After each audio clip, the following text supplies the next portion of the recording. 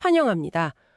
오늘 우리가 이 심층 탐구에서 함께 뛰어들 주제는 아주 흥미롭고, 어쩌면 우리 삶의 태도를 완전히 뒤바꿔 놓을지도 모르는 강렬한 이야기입니다. 네, 함께 하게 되어 기쁩니다. 불필요한 서론이나 잡담은 다 건너뛰고 바로 본론으로 들어가 보죠. 좋습니다.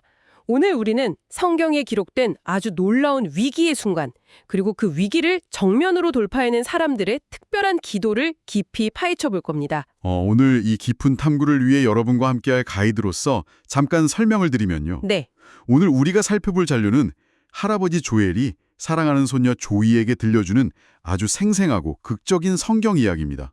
단순한 옛날 이야기가 아니죠? 그렇죠. 지금 이 시대를 살아가는 우리가 위기와 두려움을 마주했을 때 어떻게 반응해야 하는지 보여주는 아주 정교한 나침판 같은 기록입니다. 맞습니다.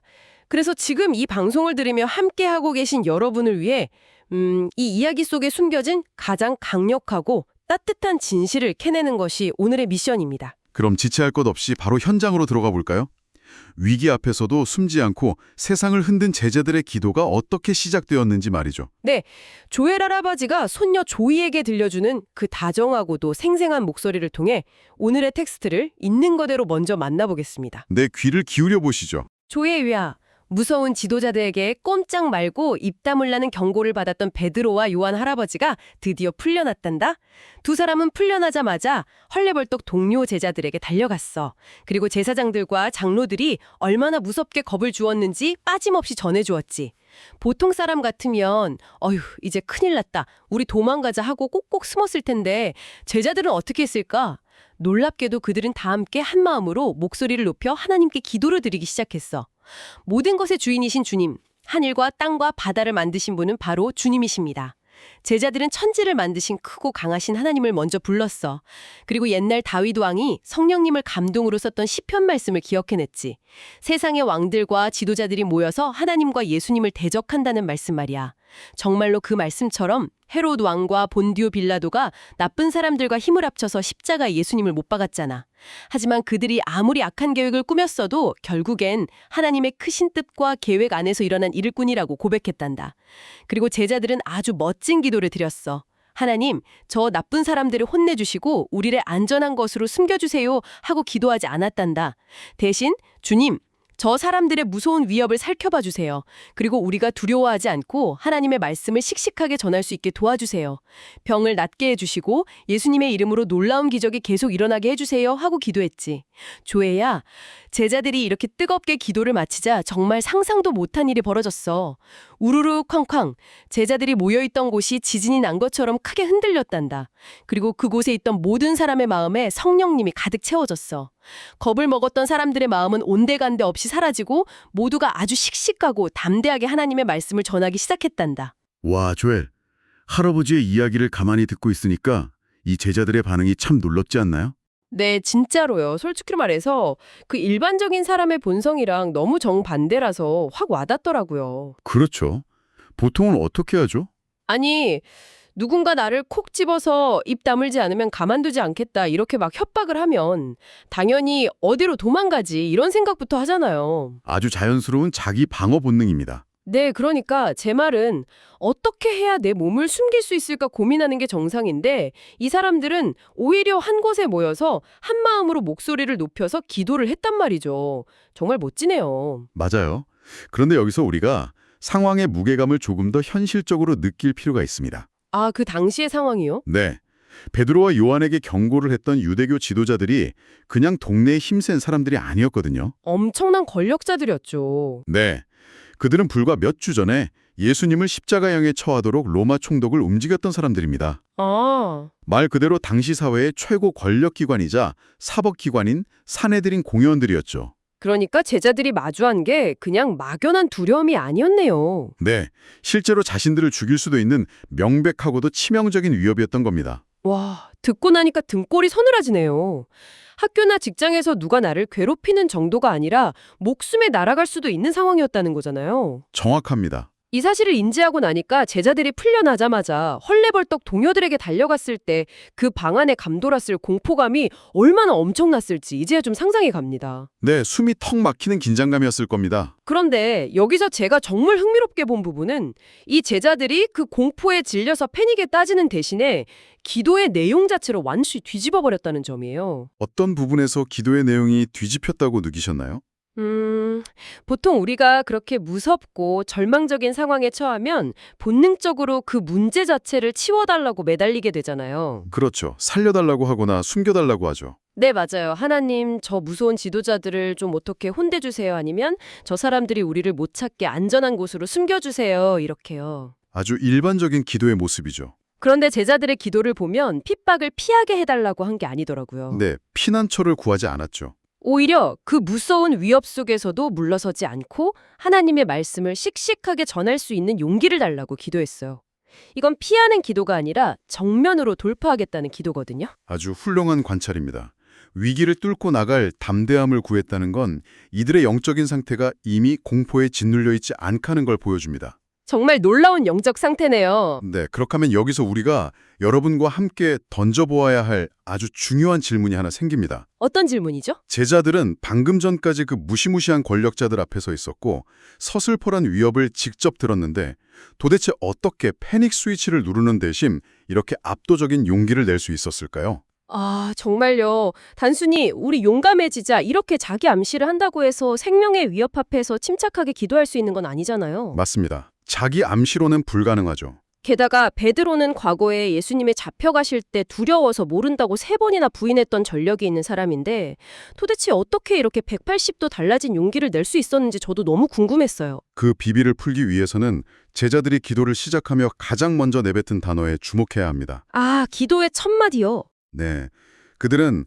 하나님을 모든 것의 주인이신 주님이라고 불렀습니다. 모든 것의 주인이신 주님? 당시 사용했던 헬라어 원어의 문화적 배경을 살펴보면 여기서 쓰인 주님이라는 단어는 데스포테스라는 단어인데요. 데스포테스요? 네, 단순한 직장의 상사나 존경하는 선생님을 부르는 호칭이 아니었습니다. 이 단어는 우주 만물을 지배하는 절대적인 권력을 가진 통치자에게만 쓰는 특별한 단어입니다. 와, 절대적인 통치자. 그러니까 그냥 나를 도와주시는 좋은 분 정도가 아니군요. 네, 이 세상의 모든 법과 권력, 심지어 생사 여탈권까지 전부 쥐고 계신 유일한 진짜 왕으로 하나님을 인식하고 있다는 뜻입니다. 아, 듣고 보니 진짜 우주 만물의 주인이 하나님이시라니 정말 든든하네요. 제자들의 머릿속에는 이미 명확한 권력의 서열이 세워져 있었던 거군요. 바로 그겁니다.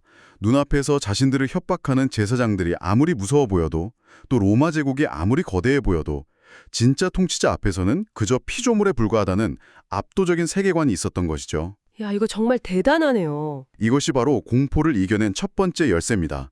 내 눈앞의 위협보다 나와 함께 하시는 하나님의 크기를 훨씬 더 거대하게 바라보는 시선 말입니다. 정말 통쾌한 관점의 전환입니다.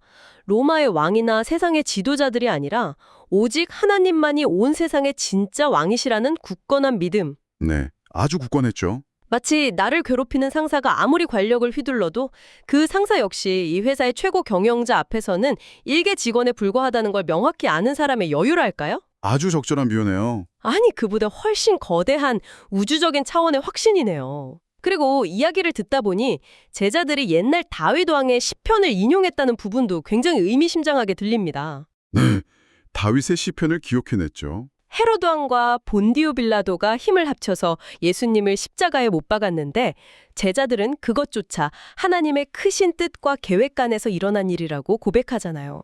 이 대목에서 우리는 큰 그림, 즉 빅픽처를 읽어내는 제자들의 놀라운 통찰력을 엿볼 수 있습니다. 큰 그림이요? 네, 어린아이들이 복잡한 퍼즐을 맞출 때를 생각해보세요. 까맣고 어두운 색깔의 퍼즐 조각 하나만 떼어놓고 보면 그게 무슨 의미인지 알 수 없고 그저 우울하고 끔찍한 그림처럼 보이죠. 그렇죠.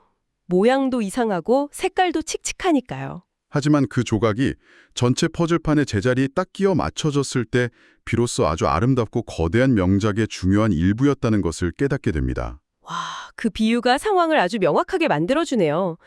세상 지도자들의 눈에는 예수님을 십자가에 매달아 죽인 그 사건이 자신들의 완벽한 승리자, 기독교의 완전한 패배라는 어두운 퍼즐 조각이었겠죠. 그들은 자기들이 역사의 흐름을 완전히 통제하고 이겼다고 착각했을 겁니다. 하지만 제자들은 그조차도 우리를 구원하시려는 하나님의 놀라운 계획 중 일부였음을 깨달은 거군요. 가장 악하고 잔인해 보였던 십자가 사건조차 말이에요. 그렇습니다. 하나님의 크고 놀라운 마스터 플랜의 정중앙에 위치한 핵심 조각이었다는 것을 명확히 본 것입니다. 결국 세상 권력자들이 아무리 악한 지혜를 짜내서 하나님을 대적하려고 해도 그들의 행동조차 하나님의 거대한 구원 계획을 완성하는 도구로 쓰였을 뿐이라는 거네요. 네, 완벽하게 하나님의 통제 아래 있었던 겁니다. 이 사실을 깨달았다면 지금 당장 베드로와 요한이 겪고 있는 이 무서운 위협조차도 두려울 게 없겠어요. 당연하죠. 최악의 상황이었던 십자가조차 승리로 바꾸신 분이 하나님이시니까요. 네, 이 제사장들의 협박쯤이야 하나님이 계획 안에서 얼마든지 선하게 쓰일 수 있다는 걸 이미 확실하게 경험으로 알고 있는 거잖아요. 바로 그 지점입니다. 그래서 그들의 기도가 단순히 우리를 살려주세요가 아니라 무서운 위협 속에서도 하나님의 말씀을 씩씩하게 전할 수 있게 도와주세요로 나아갈 수 있었던 겁니다. 정말 놀랍습니다. 하나님은 정말 세심하시고 완벽하신 분이군요. 네, 제자들은 자신들의 안위보다 하나님의 이 위대한 계획이 자신들을 통해 계속해서 흘러가기를 원했던 것이죠. 그리고 이 이야기의 클라이맥스는 기도가 끝난 직후에 일어납니다. 우르르 쾅쾅 하면서 제자들이 모여있던 곳이 크게 흔들렸다고 했어요. 네, 지진이 난 것처럼 진동이 있었죠. 저는 이 대목에서 이 물리적인 흔들림이 단순히 극적인 효과가 아니라는 생각이 들더라고요. 마치 하나님께서 제자들의 기도를 들으시고 내가 지금 이 자리에 너희와 함께한단다 라고 특별한 사인을 보내주신 것 같았어요. 아주 정확한 통찰입니다. 물리적이고 직접적인 표적이었죠. 그런데 여기서 진정한 기적은 외부에서 땅이 흔들린 것에 그치지 않습니다. 더 중요한 기적이 있었나요? 네, 더 중요하고 본질적인 기적은 바로 제자들의 내면에서 일어났습니다. 아, 마음에 성령님이 가득 채워졌다는 그 부분이요? 그렇습니다. 외부의 땅이 흔들림과 동시에 제자들의 내면에 굳게 자리 잡고 있던 두려움과 의심도 함께 흔들려 무너져 내린 겁니다. 아, 외비의 지진이 내면의 공포를 무너뜨렸군요. 그리고 겁을 먹었던 사람들의 마음이 사라진 그 빈자리에 성령님이 꽉 채워지면서 진짜 용기가 솟아난 것이죠. 와, 내 힘으로는 겁이 나고 다리가 후들거리지만 성령님이 내 안에 가득 차면 흔들리지 않는 진짜 용기가 솟아나는 거군요. 맞습니다. 베드로가 과거에 실패했던 건 의지가 부족해서가 아니라 인간의 한계 때문이었습니다. 하지만 지금은 자신의 힘이 아니라 성령이 주시는 통제력 안으로 들어간 겁니다. 세상에 아무리 흔들려도 끄떡없는 중심을 갖게 된 것이죠. 정말 가슴이 뛰는 이야기입니다. 자, 그럼 오늘 이 놀라운 탐험을 함께하고 계신 여러분의 일상으로 이 이야기를 한번 연결해 볼까요? 아주 중요한 시간이죠. 물론 우리는 베드로처럼 로마 제국이나 사내들인 공회 같은 무시무시한 권력자들 앞에 끌려갈 일은 거의 없을 겁니다. 그렇죠. 일상에서 그런 일은 드물죠. 하지만 가끔 나를 놀리거나 힘들게 하는 사람을 만나면 겁이 나서 숨고 싶거나 하나님을 믿는 것을 포기하고 싶어질 때가 분명히 있잖아요. 네, 우리의 일상 속에도 우리를 주눅들게 하고 두렵게 만드는 위협들은 분명히 존재합니다. 그럴 때 우리는 종종 작아지고 타협하고 싶어지죠. 그럴 때 오늘의 이야기가 우리에게 아주 명확한 행동 지침을 주는 것 같습니다. 무섭고 힘든 일이 생길 때 뒤로 숨지 말고 제일 먼저 기도의 자리로 나아가야 한다는 거요. 맞습니다. 내 눈앞에 있는 문제의 크기보다 온 우주의 주인이신 진짜 왕 하나님의 크기를 먼저 바라보는 훈련을 하는 겁니다.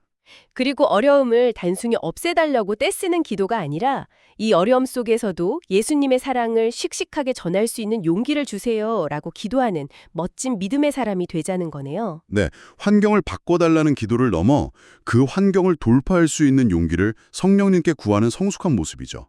여러분, 오늘 이 멋진 제자들의 이야기를 듣고 여러분은 오늘 무엇을 결심했나요? 스스로 삶에 어떻게 적용할지 잠시 생각해 보시면 좋겠습니다. 어쩌면 지금 여러분 앞에도 피하고만 싶었던 무언가가 있을지 모릅니다. 세상의 진짜 왕이신 하나님 앞에 나아가 그 상황을 어떻게 기도로 바꿔낼지 깊게 생각해보는 시간이 되길 바랍니다. 이제 우리의 마음을 모아 할아버지의 기도를 함께 들어볼까요? 사랑의 하나님 아버지, 참 감사합니다. 무서운 위협 앞에서도 도망치지 않고 모여서 하나님께 부르짖었던 제자들의 기도를 들려주셔서 감사합니다. 하나님, 저도 살아가다 보면 무섭고 떨리는 일들을 만날 때가 있습니다. 그럴 때마다 온 세상의 진짜 주인이신 하나님을 가장 먼저 찾고 기도하게 해주세요.